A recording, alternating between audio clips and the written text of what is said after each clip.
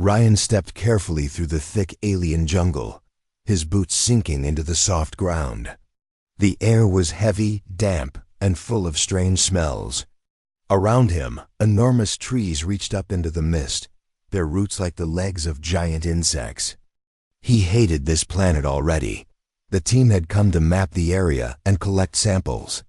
The jungle was supposed to be safe, at least during daylight hours, but Ryan felt uneasy. He heard noises that didn't sound like wind or animals, whispers. Something distant and sharp, scraping through the air. "Ryan, don't wander off," called Captain Lee from behind him. The rest of the team was a few meters back, busy scanning plants with blinking devices. "I'm just looking ahead." Ryan shouted back, pretending to be braver than he felt. He pushed through a curtain of hanging vines and entered a small clearing. The ground here was darker, wet and soft like mud, but it sparkled faintly under the light. He crouched down to inspect a strange plant with black petals that seemed to glow faintly. Then he felt it. A sudden, sharp pain tore through his leg. He yelped and fell sideways, dropping his scanner. He clutched his calf and saw blood rushing out between his fingers. Something small but strong had bitten him. "Ah, help! Something bit me." The sound of footsteps and shouts followed. Captain Lee and the others burst through the vines, their weapons raised. Where? What happened? Ryan pointed at the shadows around the roots of a tree. It was fast, black like a snake.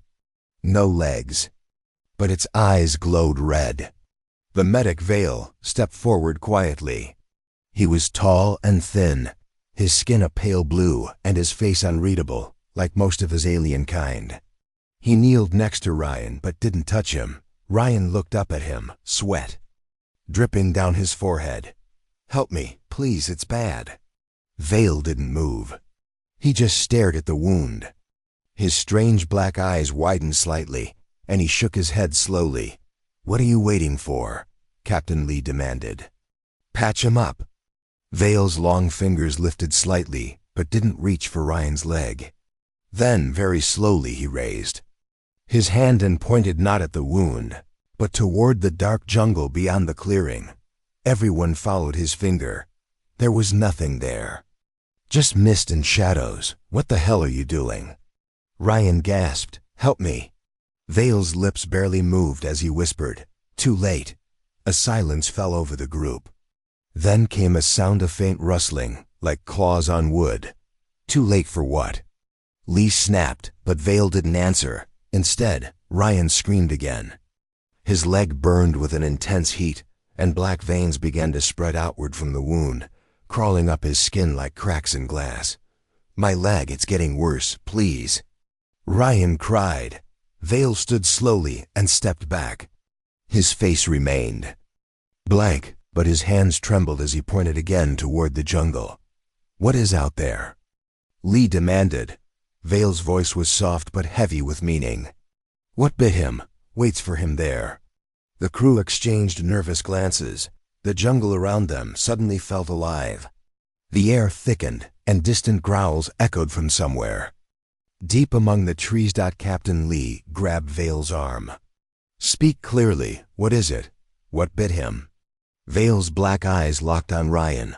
"A seed. Now growing." Ryan moaned and clutched his chest as the black veins crept further up his body. He felt something moving inside him, crawling under his skin. I can't feel my fingers." He whispered. "We're getting him back to the ship." Lee said firmly, "Now move." Vale blocked the path. "You take him back," he said. "You take it back." Lee shoved him aside. "I don't care what kind of superstition this is. He's human. We save our own." They lifted Ryan and began carrying him toward the ship. As they moved, the jungle changed. The path behind them closed with twisting vines. The shadows grew darker. Strange glowing eyes appeared in the trees, watching them silently. Ryan's breathing became ragged.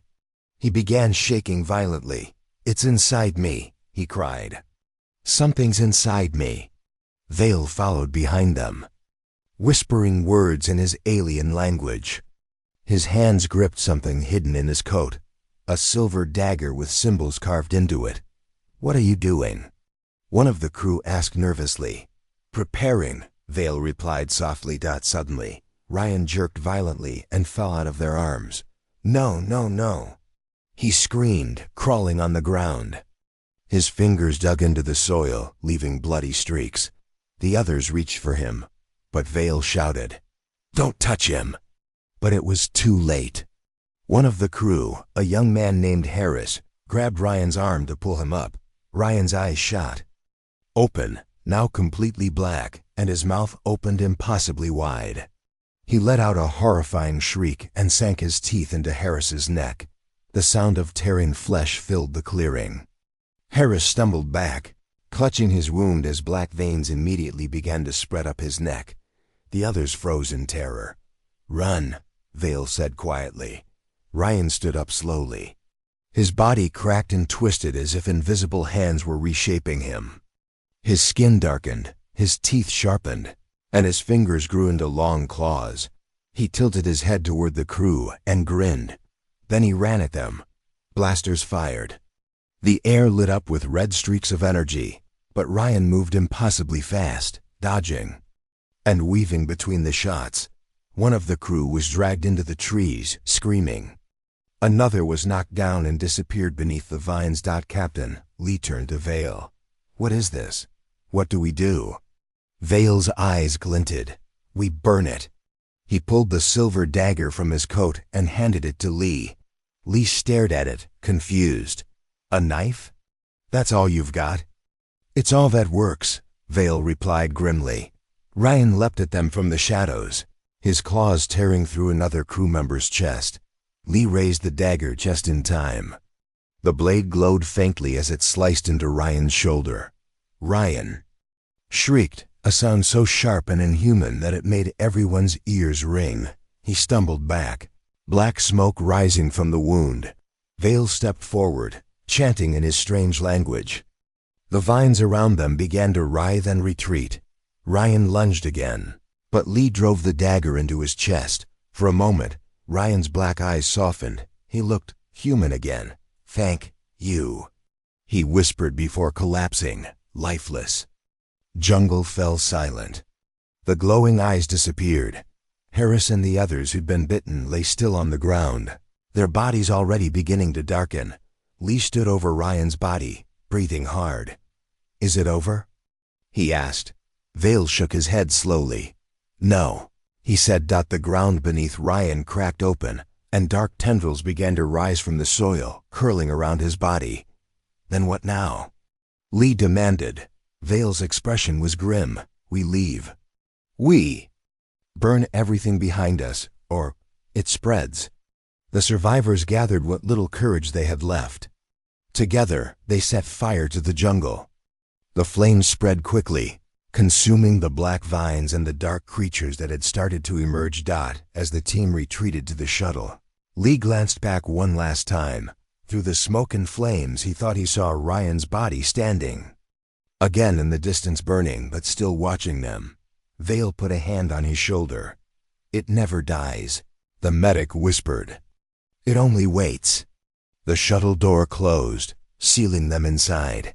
They rose into the sky as the jungle burned below, but Lee couldn't shake the feeling that something was still moving down there, waiting for the flames to die. And in the quiet of the shuttle, Harris, who everyone thought was dead, opened his blackened eyes and smiled. The shuttle lifted away from the burning jungle, its engines humming low and steady. Inside, the survivors sat in silence. Their faces were pale, their eyes empty, and their hands shook even though no one spoke of it. The jungle below glowed, with flames, black smoke curling into the sky. Captain Lee kept staring at the ground, waiting to feel relief. But it didn't come. Behind him, Vale stood near the back of the shuttle, hands folded behind his back, eyes closed as though he was praying. His blue skin looked even paler now, and the shadows under his black eyes seemed deeper. Lee finally broke the silence. "Is it really over?" he asked quietly. Vale didn't open his eyes. He shook his head. No, he said. The word hung in the air like a curse. Lee turned in his seat.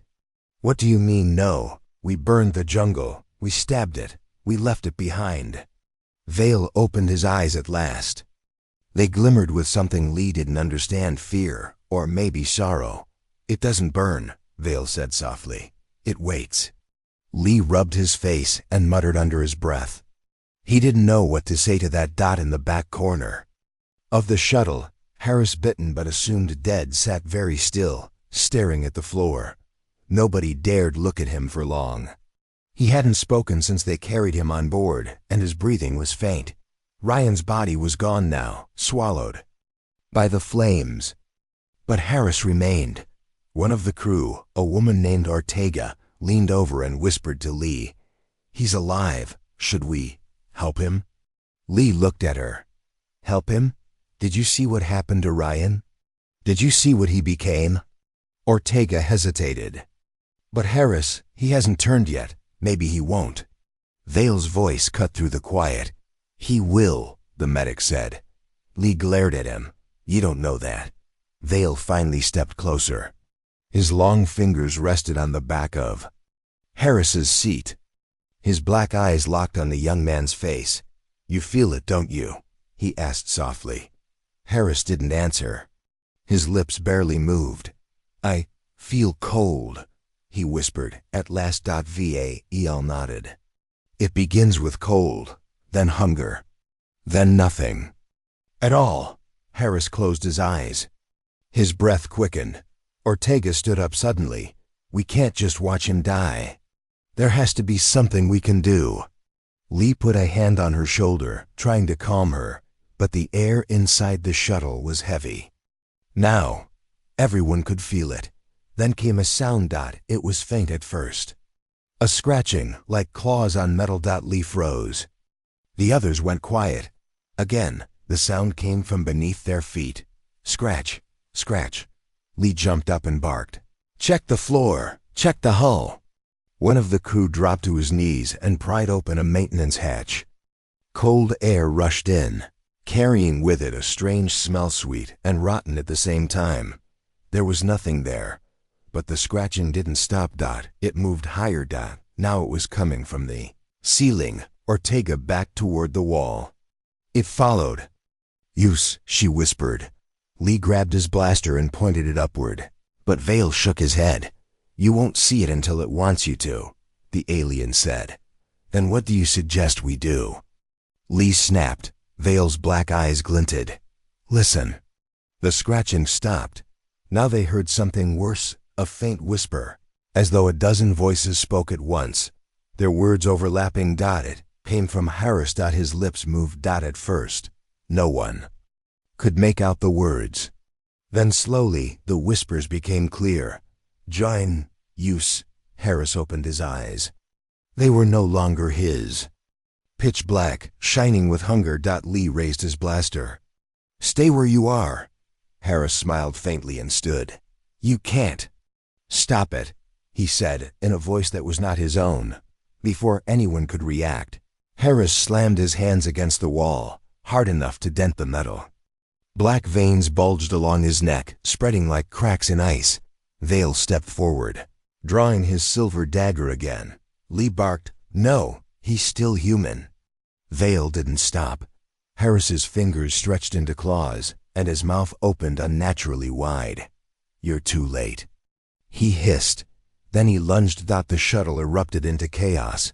Lee fired his blaster, the shot grazing Harris's shoulder but barely slowing him down. Ortega screamed as Harris swung at her, tearing a deep cut into her arm. Vale was faster. He leapt forward, driving the silver dagger deep into Harris's chest. Harris let out an inhuman scream.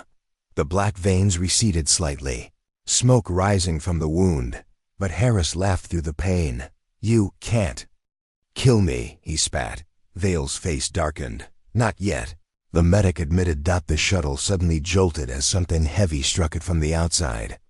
Everyone stumbled. Sparks fell from the ceiling. Lee shouted over the noise. What now? Vale's voice was calm but grim. It is here.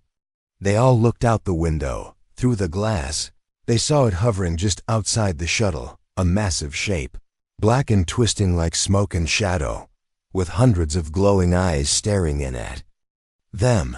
Its body was not solid. It seemed to writhe and change shape, as though it was made of darkness itself.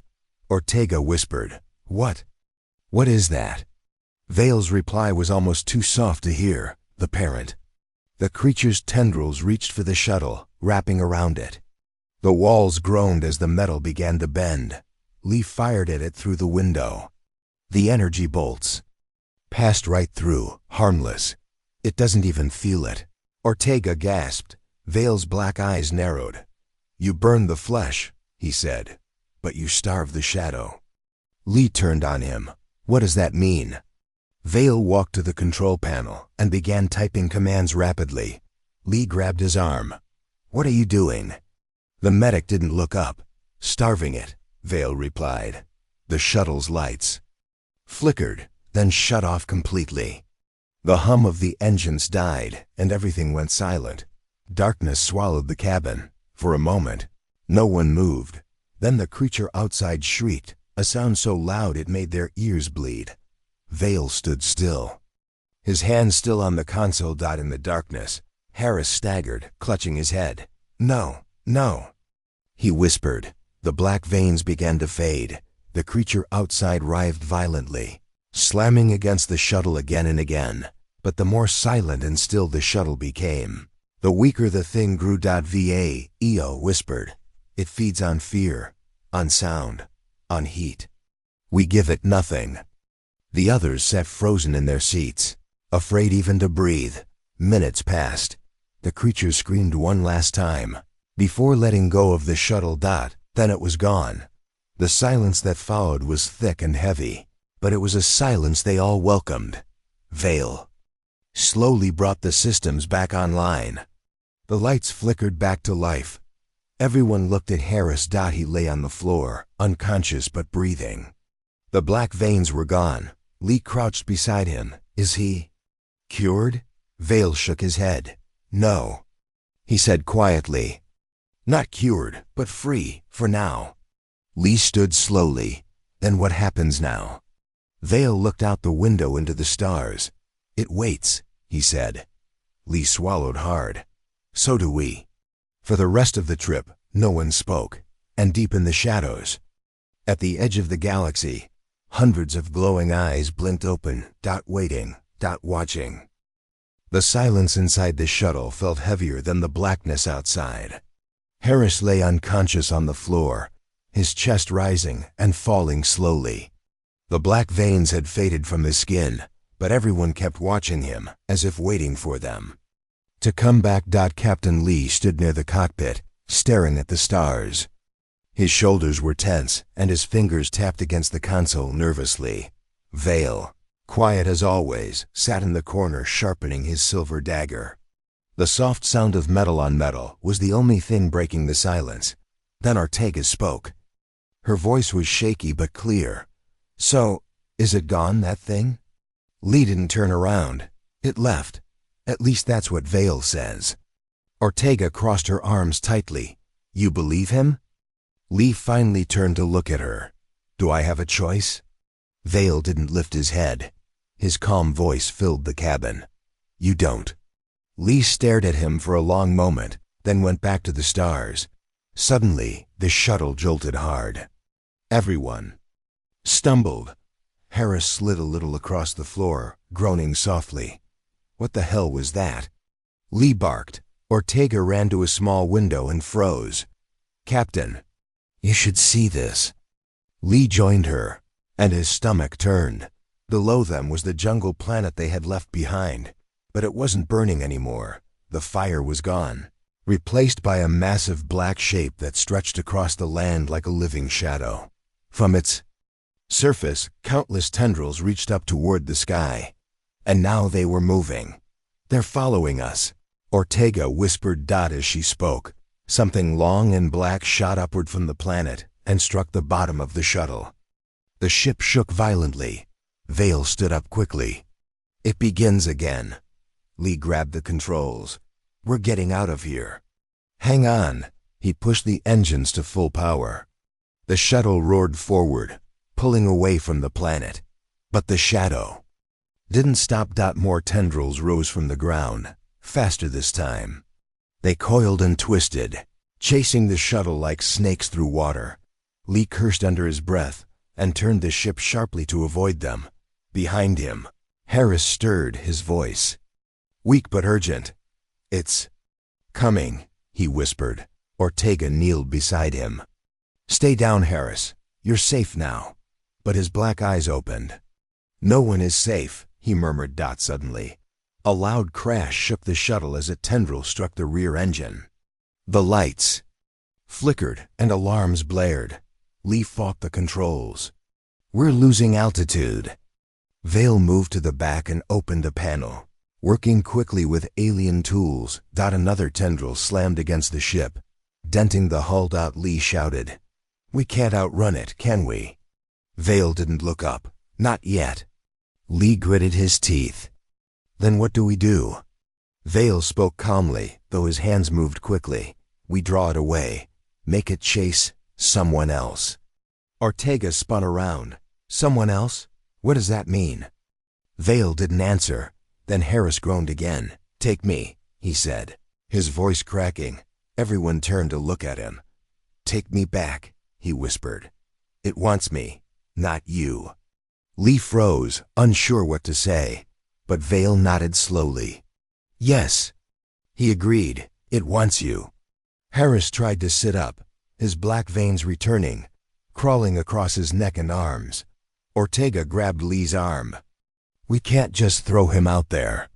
But Harris coughed and managed a small, bitter smile. "I'm already dead," he said. Lee looked into Harris's black eyes and finally nodded.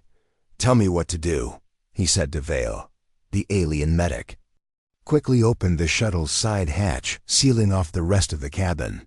The wind howled as air rushed out, and the blackness outside seemed to reach eagerly toward the opening. Harris stood on shaky legs, holding onto the wall for balance. "Maybe this way." "It'll leave you alone," he said. Ortega touched his shoulder. "I'm sorry," she whispered. Harris gave her a faint grin. "Me too." Then he stepped to the edge. For a moment, everything was still. Then he jumped as his body disappeared into the dark below. The tendrils followed him like a swarm of snakes, diving after him and leaving the shuttle behind. The hatch slammed shut, and silence returned. Lee gripped the controls and pushed the engines again.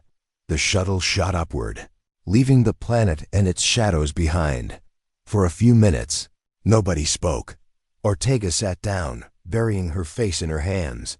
Vale sheathed his dagger and leaned back in his seat. Lee kept his eyes forward, his jaw tight. Finally, Ortega broke the silence.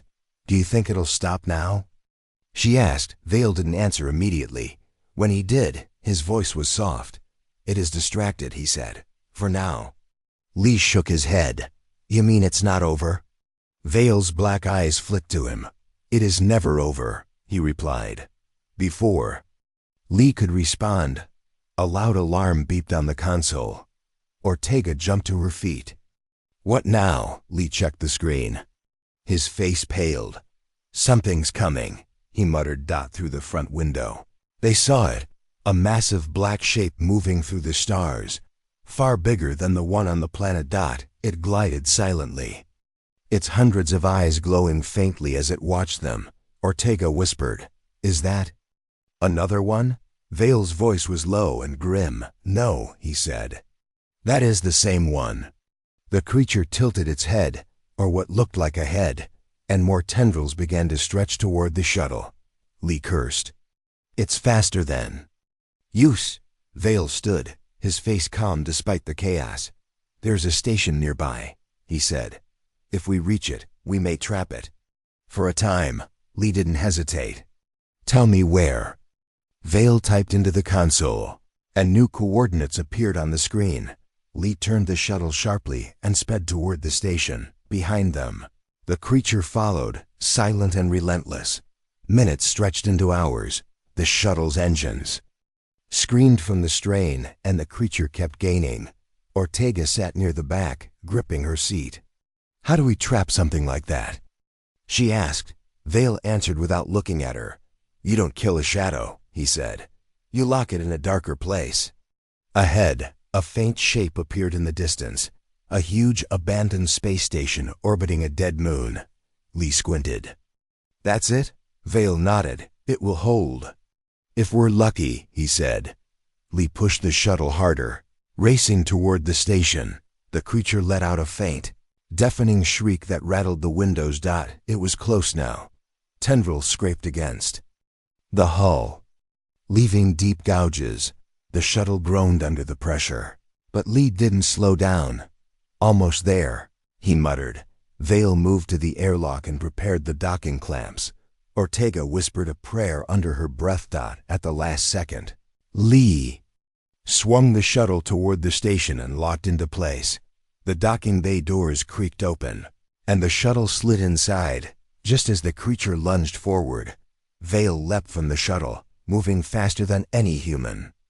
He ran to the control panel and slammed his hand down. Massive blast doors began to close behind them. The creature screamed and tried to squeeze through, its tendrils thrashing wildly, but the doors shut with a final booming sound, cutting it off completely. For a long moment, nobody moved. Then Ortega let out a shaky breath. "Did we do it?" she asked. Vale turned to look at her, his expression unreadable. "For now," he said. Lee leaned against the wall, exhausted. "We'll take what we can get," he muttered. But even as the words left his mouth, he couldn't shake the feeling that those glowing eyes were still watching, somewhere beyond the steel walls. The creature waited. And in the silence of the station, a faint scratching began again. The air inside the space station was cold and heavy with silence. Captain Lee paced back and forth, his eyes flicking toward the medical bay where Harris lay under observation. The boy's breathing was shallow, but for now, he was still alive. The others waited, too afraid to speak. Vale stood quietly near the door, watching over Harris with a strange intensity. His pale blue skin almost glowed under the harsh lights, and his black eyes were dark pools of worry. Lee stopped and looked at Vale. "How long will this last? How long before the infection takes him?" Vale's voice was soft but firm. "It is not a question of time. The infection grows inside him, but it also fights to control him. For now, Harris's mind is still his own, but that balance will not last." Ortega, leaning against the wall, shivered. "What happens when it takes over?" Vale looked away. "Then he is lost." The door to the medical bay slid open, and one of the crew members stepped out, his face pale. "Captain, the others are getting worse. The wounds are spreading. They're no longer just marks. The black veins cover more of their skin every hour." Lee's jaw tightened. "We need to find a cure, or we'll all be next," Vale nodded. "The infection is not like any disease, you know. It is alive like a parasite. It feeds on the host's body and changes it. It is part of this planet's nature, dark and strong." One of the engineers interrupted nervously. "Is there anything we can do to stop it?" Vale shook his head. "The only way is to destroy the infected before it spreads. But killing one might cause the infection to grow stronger. It is a risk." Lee clenched his fists. "Then what choice do we have?" Suddenly, a low growl echoed from the corridor. The crew froze, and Lee grabbed his blaster. The door to the next room burst open, and a twisted figure staggered inside. It was one of the crew, his skin dark and cracked, eyes black and empty. He hissed like a wild animal and lunged toward them. Vale shouted, "Stop, don't shoot." Lee hesitated. The infected crept closer, snarling. "It is still there, inside him," Vale said. "We can reach it if we try." The infected snarled louder and charged. Lee fired, and the man collapsed. Twitching but not dead, Vale rushed forward and pressed his hands against the man's chest. He whispered words in his alien tongue, and the veins on the man's skin flickered. "Not yet," Vale said, backing away. Lee looked at Vale, confused. Why didn't you let me finish him off? Because the infection fights back. Killing. The host too soon will spread the darkness faster. Ortega stepped forward, trembling. So what do we do? Let them live and risk the whole crew? Vale looked exhausted. We watch, we wait, and we prepare. Days passed in tense silence. The infected crew members grew weaker in body but stronger in their strange power. They whispered to each other in unknown languages, and their eyes glowed in the dark. One night, Lee woke to a strange noise, a soft scratching and whispering coming from the medical bay. He crept toward the door and peeked inside. Harris was sitting up, his eyes glowing faintly. His veins pulsed like dark rivers beneath his skin. He whispered, "Join us." Lee stepped back in horror. Suddenly, the lights flickered and the door slammed shut behind him. The whispers grew louder, filling the room. Shadows moved along the walls like living things. Lee tried to open the door, but it was locked tight. Vale's voice came from the corridor. "You are trapped. The infection has grown." Lee's heart pounded. "How do I stop it?" Vale's answer was grim. "You don't. You run." Suddenly, the door burst open, and the infected crew lunged at Lee. He barely dodged, stumbling into the hallway. He ran as the shadows chased him, their cold breath on his neck. The infection was not just a disease. It was a living nightmare that would not stop until it consumed them all. Lee realized that escape was their only hope, but even that might not be enough. The infection was spreading fast, and the darkness was coming for everyone. The crew gathered in the dimly lit control room of the station, their faces tight with fear and exhaustion. Captain Lee stood at the center, his eyes burning with determination. The infection was spreading, and every hour felt like a countdown. Vale paced quietly, his pale blue skin almost glowing in the cold light. "There is something you need to know," he said, breaking the silence. Lee turned sharply. "What now?" Vale stopped and looked at each of them. "The infection, it is not natural. It was created." The room went silent. "Created?" Ortega whispered. "By who? Why?" Vale nodded slowly. "Long ago, this planet was used as a prison, a lab for experiments. The creatures here, the infection itself, was designed to be a weapon." Lee's jaw clenched. "A weapon? Against who?" Vale's black eyes darkened. "Against anyone who threatened the creators. They wanted something that could survive, spread, and control." Ortega's voice trembled. "So this infection, it was meant to enslave?" "Yes," Vale said. "It was meant to consume and conquer." Lee looked at Harris, lying pale and weak in the medical bay. "Then why did it attack us?" "Why the humans?" Vale's face was unreadable. "Because you arrived. Because you touched what should have been left alone." Suddenly the station shook violently. The crew stumbled as alarms blared. Lee grabbed his blaster. "What now?" Vale's voice was calm but urgent. "It knows you understand. It will try harder." The lights flickered, and shadows slithered along the walls like living things. Ortega gasped. "It's here. It's inside." Lee nodded grimly. "We have to end this."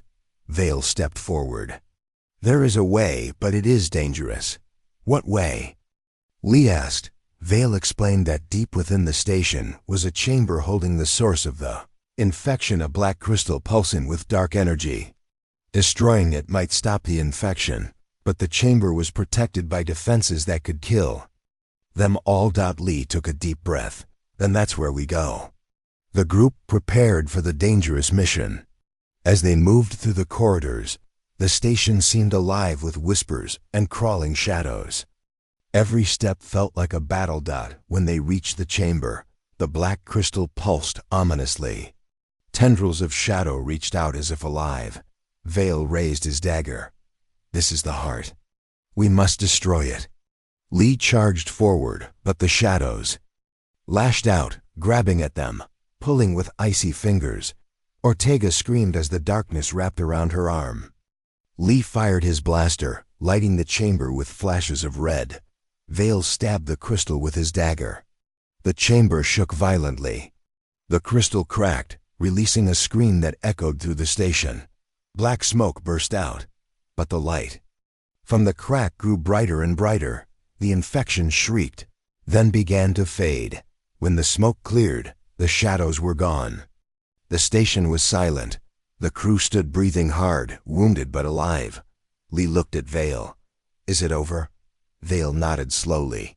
"For now, but the darkness never truly dies. It only waits."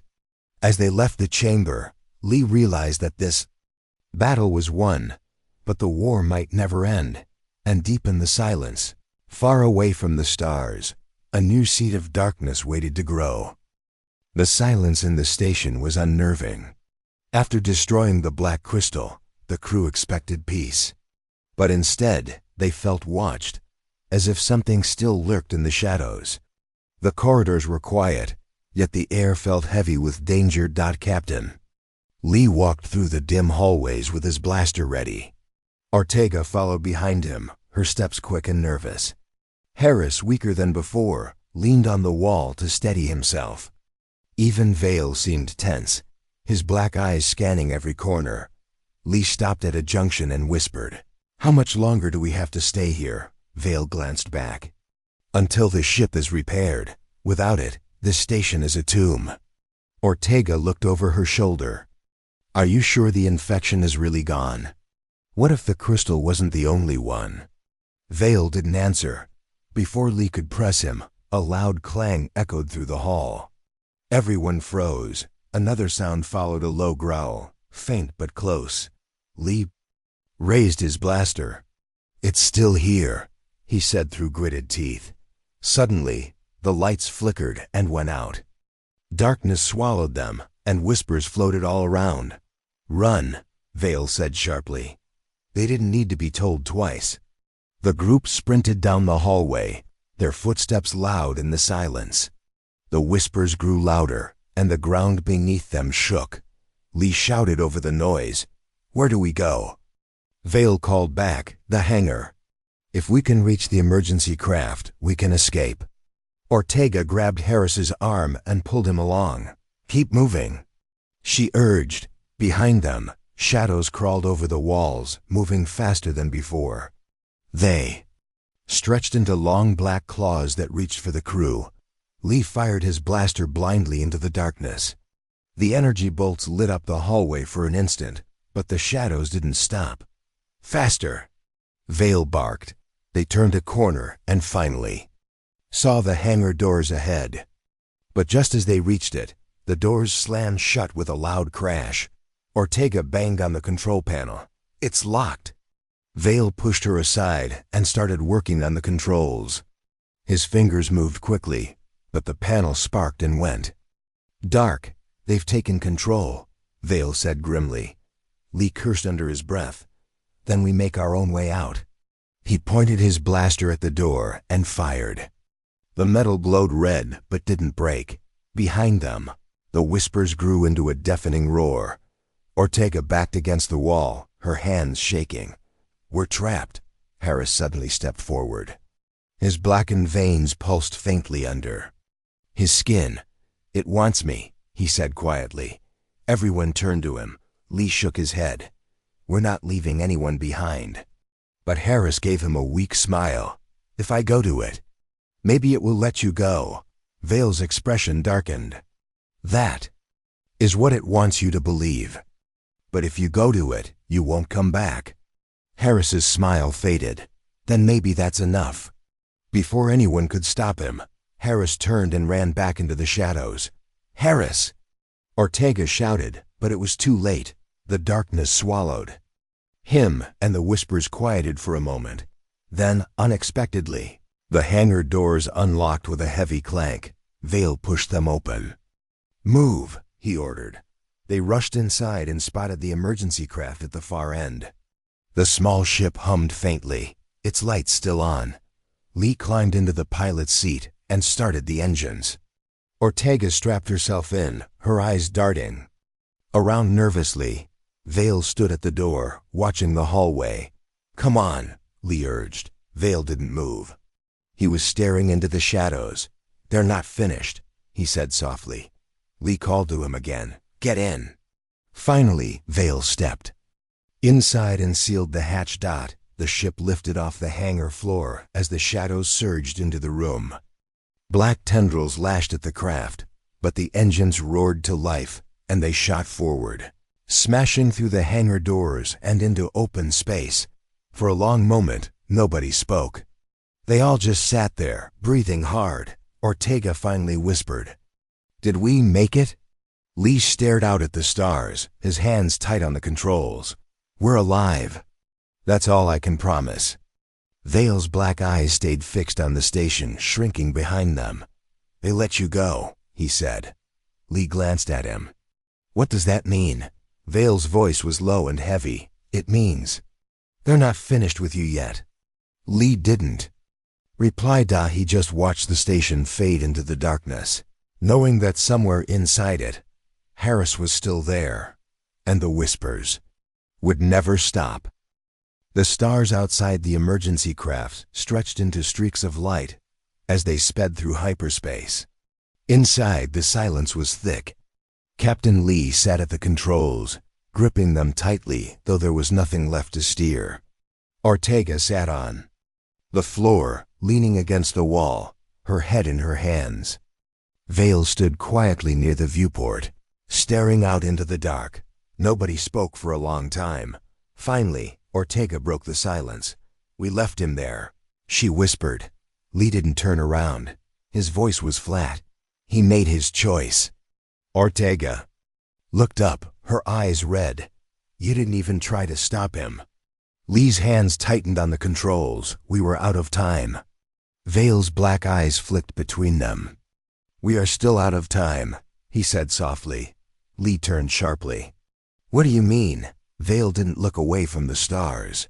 "They are following, always," Lee frowned. "We're in hyperspace. They can't follow here." Vale finally turned to face him. "You still don't understand. The infection does not care about your ships or your engines. It is inside you now." Ortega gasped and stood. "Inside us? What are you saying?" Vale stepped closer, his voice calm but heavy.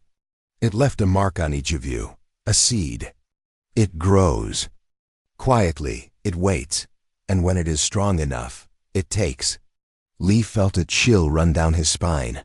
"You knew this, and you didn't say anything?" Vale nodded once. "I hoped it could be stopped." "I was wrong." Ortega backed away, her eyes wide. "So what now? Are we just doomed?" Vale's gaze settled on her. "Not if one of you gives it what it wants." Lee's brow furrowed. "What does it want?" Vale looked at the floor. "A willing host, a sacrifice strong enough to hold it." The words hung in the air like poison. Lee stood slowly. "You mean someone has to let it in on purpose?" Vale's black eyes glimmered. "It will take one of you either way, willing or not. If willing, the others may live."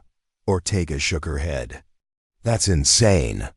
You're saying one of US just gives up." Vale said nothing. Lee began to pace. He felt trapped. There was no way out, and Vale's quiet certainty only made it worse. Then Ortega spoke up, her voice trembling but steady. "I'll do it." Lee and Vale both turned to her in shock. Lee shook his head. No, you don't know what you're saying." Ortega straightened. "You think I don't know? You think I didn't feel it already? It's in me, whispering, waiting.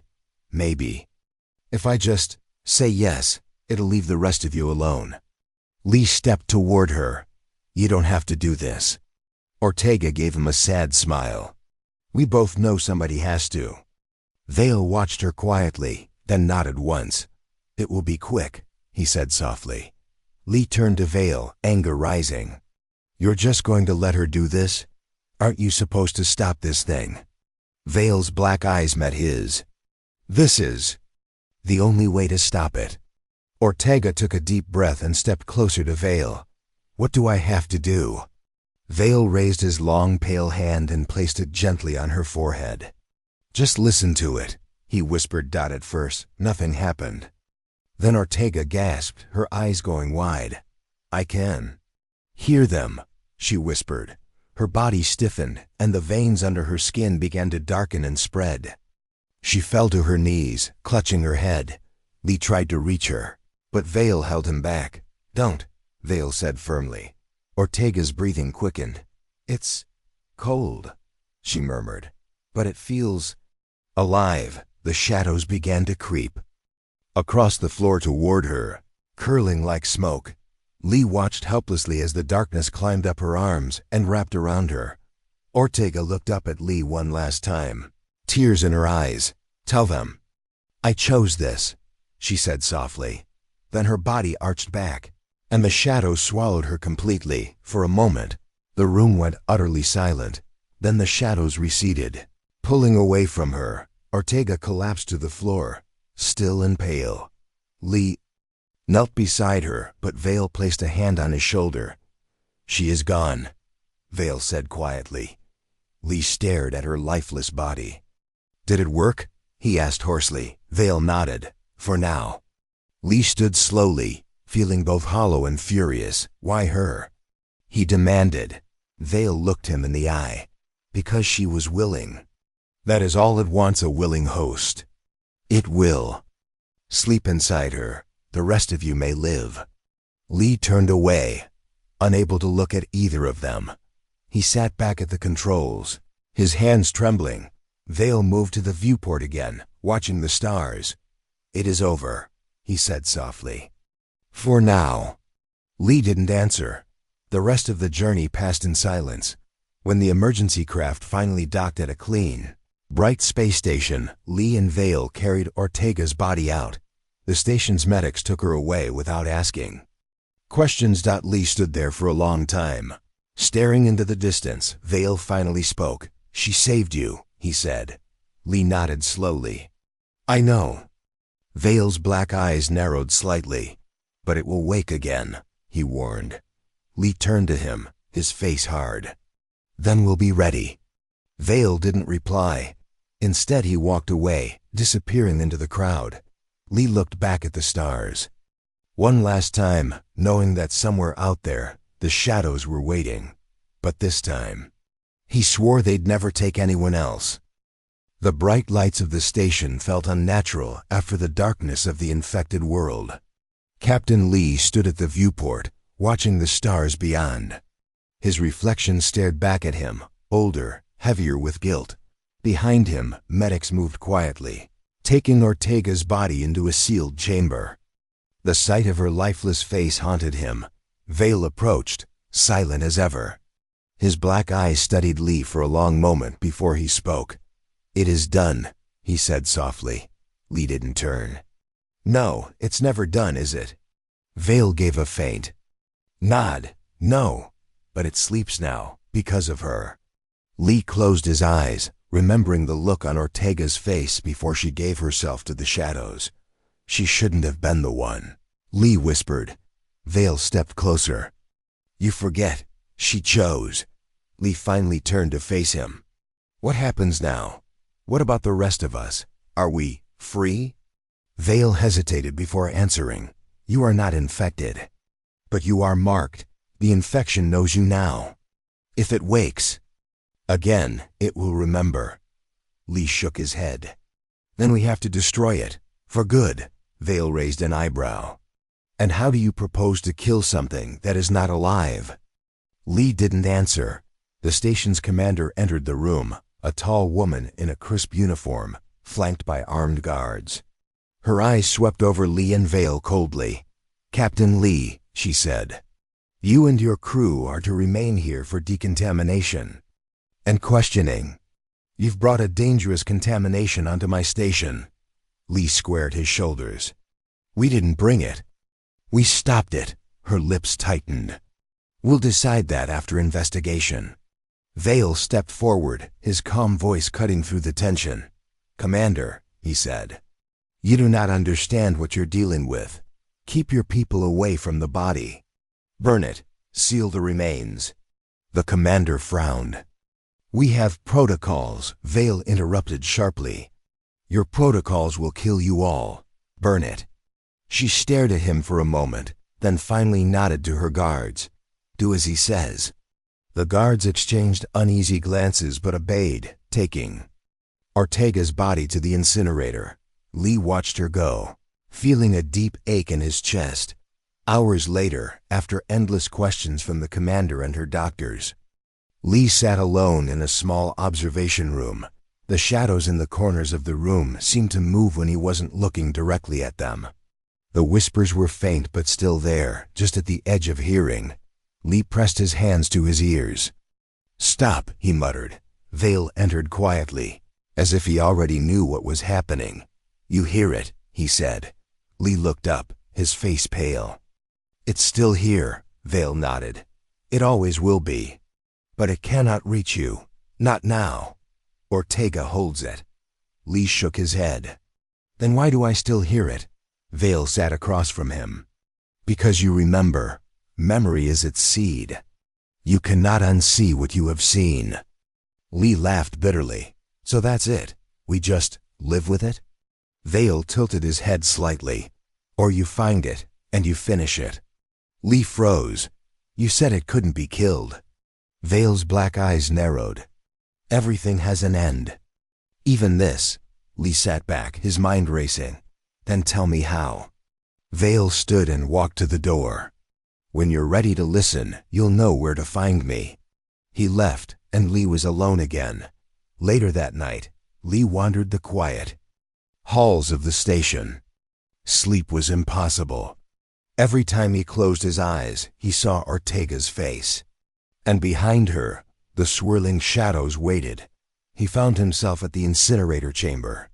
The heat still radiated from the metal walls. A single medic stood nearby, watching. The last embers fade behind the thick glass. Lee approached. "It's done?" The medic nodded slowly. "She's gone. Nothing left but ash." Lee stared at the glass, half expecting to see the shadows reforming.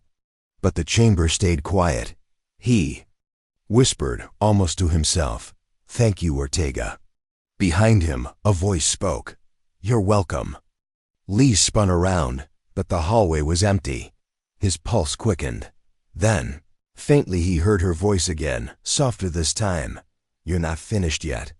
He backed away from the chamber, heart pounding, and returned to his quarters. Vale was waiting for him there. "You heard her," Vale said simply. Lee sank into a chair, feeling the weight of it all. "I think I did," Vale nodded. "She's part of it now. And it is part of you. It will call to you until you answer." Lee looked up, his face hardening. "Then tell me what I have to do." Vale finally smiled, a small, grim smile.